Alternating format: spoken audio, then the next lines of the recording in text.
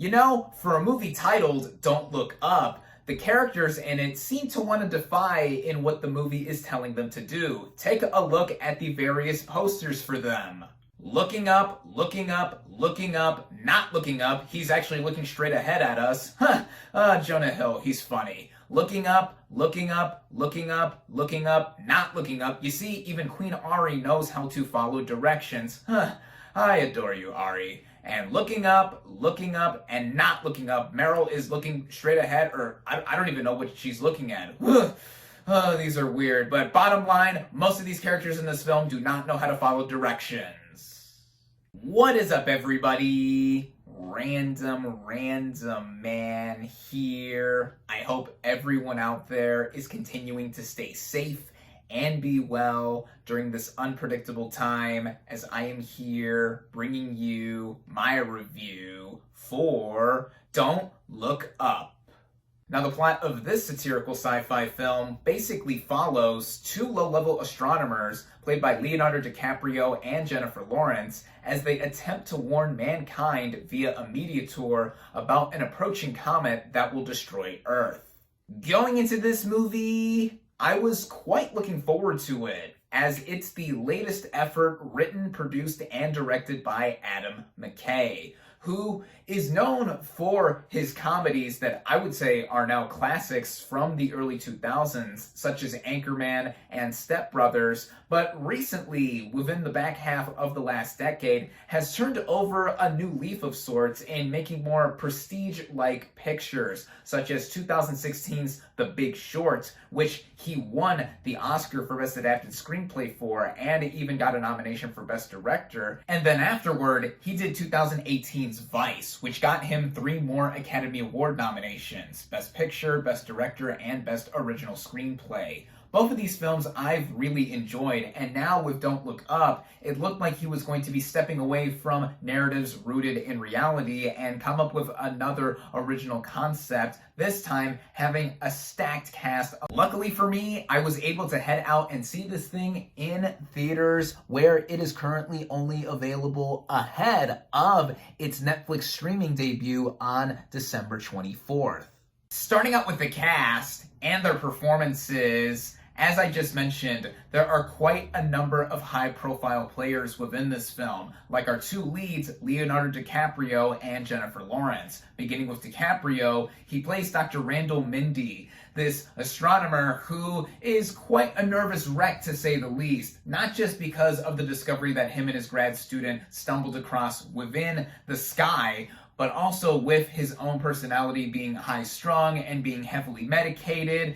This gives DiCaprio a comedic edge that we hardly ever see from him. He even has an outburst a la Peter Finch in Network that shows off the exhaustion and the exhaustion that his character goes through. And DiCaprio is quite the talent, with range that we've seen across the decades of his career thus far. Then we have Jennifer Lawrence, my favorite actress working in Hollywood today, who hasn't popped up in anything major in quite a while. She plays Kate Dibiasky, who is this grad student at Michigan State who personally discovers the comet hurtling towards Earth within the opening moments of the film, and like Dr. Mindy, is freaking out over the whole situation and has a tendency to outburst in various tirades in the narrative. And this is something that I think has Lawrence be in the zone, if you would. This is something that we've seen her play before, and it's nothing necessarily new, but I think she pulls it off with the fitting nature of what her and DiCaprio are doing, and bouncing off of each other and trying to figure out how they can convince humanity to do something about this impending disaster. Also, the comet is named after her character, so it A, doesn't help her character's case out in trying to be believed, and B, adds to one of the running jokes across the narrative. Then there's the rest of the ensemble, who I'll try to go through as quickly as possible. Meryl Streep plays the President of the United States, and it's pretty clear who she's modeling this character after in real life. Also, just as far as world leaders goes, she plays this character with a bit of ineptitude and also cynicism that carries across the film too. And she's Meryl Streep. What can be said about her? Same can also be said with the obvious talent that Cate Blanchett brings to her character, who is one of the co-hosts of this television program that Mindy and Dibiaski try getting on to warn humanity, and it's clear who she's modeling herself after too, with how she gleefully smiles a lot within the frame with a too perfect looking set of white teeth, and also she gets involved with DiCaprio's Mindy in the film, and yeah, Cate Blanchett is Cate Blanchett. I always love seeing her. One player I have to give a big shout out to for sure is to Rob Morgan, who plays the scientist who helps out Mindy and Dibiaski on their media tour quest, and he is not getting enough credit in this film. He is a major supporting character that I think shares a lot of the nervousness and concern that our two leads have, and is also actively trying to help out, while also trying to mediate them down to where, yeah, do not try and overdo it and keep things simple. Jonah Hill plays one of the clear comedic characters here, in him being the son of the president of the US and also acting as her chief of staff, which nepotism much? Of course, that's intended here, and what he does in being dismissive and just all around condescending to our main characters, that's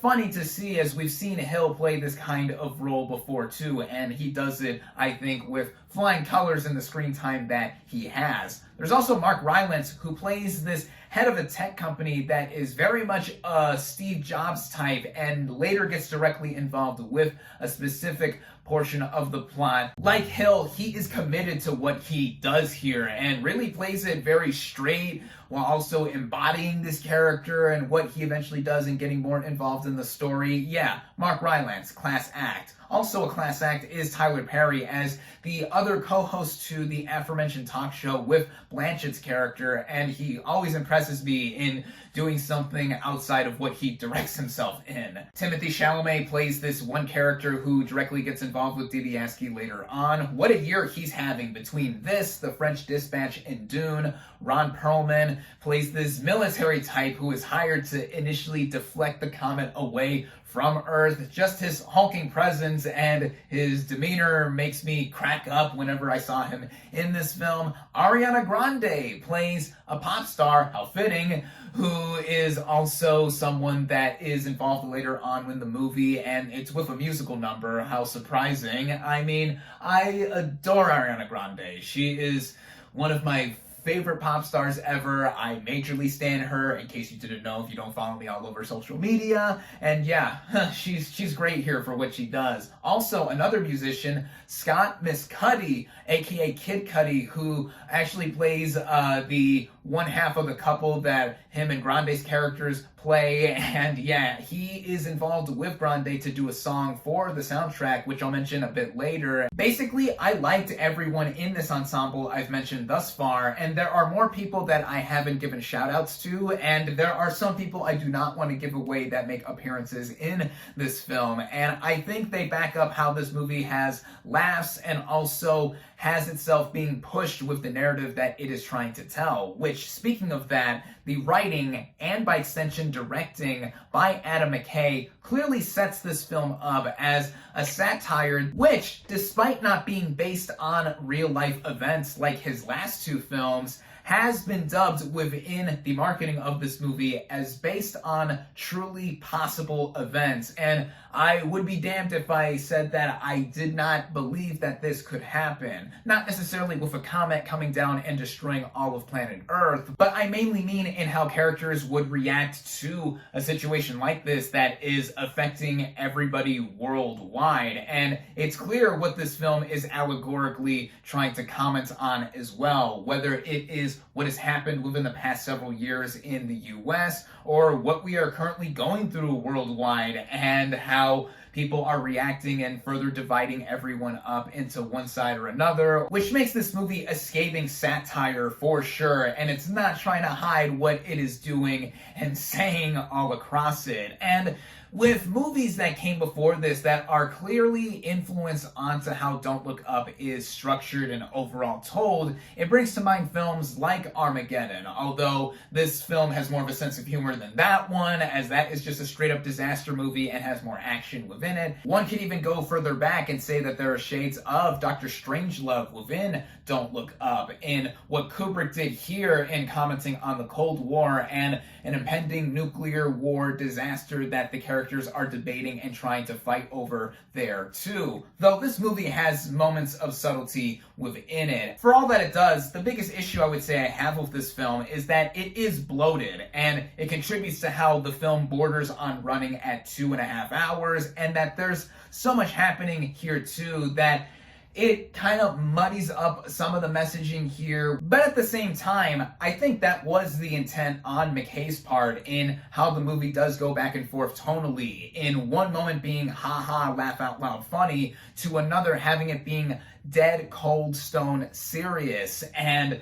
that, for some, will throw them off in watching the film. Also, if you're not into McKay's style of humor in general, this is not going to necessarily win you over either. Even just with the overall decisions that characters make, it goes into just having us be reflected on, or have a mirror put in front of us. Of course, it all depends how it falls on you and how you would take what this movie is trying to say. Critically, this movie has been reacted to very divisively, and with me, I was pretty entertained in watching it overall, and I got a lot of what it was trying to say. Yeah, it's really clear and in your face. Also, with how this movie is edited, stylistically, it's akin to what McKay has done before, with a lot of imagery being put into random moments, whether we're seeing shots of nature or even other shots that make it clear what it is alluding to. All of that is in here as well. So that's another warning of sorts to tell you that if you did not like McKay doing that in past movies, then yeah, this movie is not going to be for you. But I do have to give credit where credit is due on a technical scale, like I do with any other movie I review, as this is the first Netflix film that I got to see on the big screen, and for it being that, I thought it played well in this format specifically. This film was made on a budget of $75 million, and one could tell with all the talent that was assembled for the narrative, and also how far this movie reaches in where it goes in trying to tell its story. I do think it is mostly well shot. The moments in space that are brief, but in there, of course, to emphasize how the comet is coming down to Earth, I think looked very nice. And then also how the film is composed by Nicholas Britell, who has become one of my favorite composers that has done a lot of stuff in recent memory that I have loved.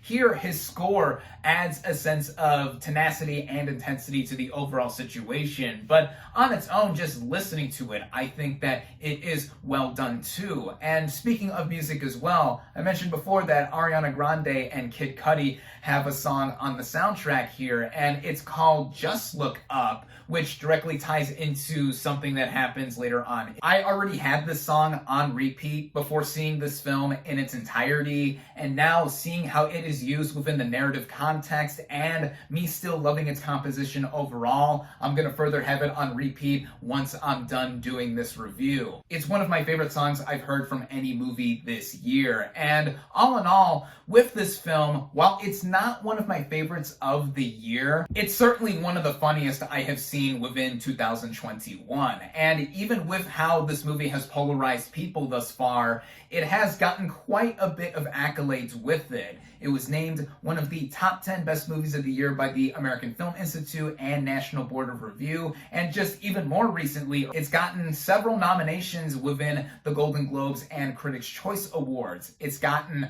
4 Golden Globe noms and 6 Critics' Choice noms, including their respective Best Picture categories. Like I've already hinted at before though, this is not going to be a film for everyone, especially those that are already opposed to what Adam McKay has done before and just what this movie is representing overall. Yeah, it's ultimately up to you to decide and how you fall within it. And for me, I came out on the positive end in me enjoying Don't Look Up. If you do see this this film, and I feel that most people that do end up watching it will watch it on Netflix when it debuts there next Friday, December 24th. Be sure to watch all the way through the end credits. There's both a mid-credit scene and a post-credit scene that I think add on to this movie's humor if you were already into it across its running time. I recommend Don't Look Up. My final verdict for Don't Look Up is 3.5 out of 5 stars.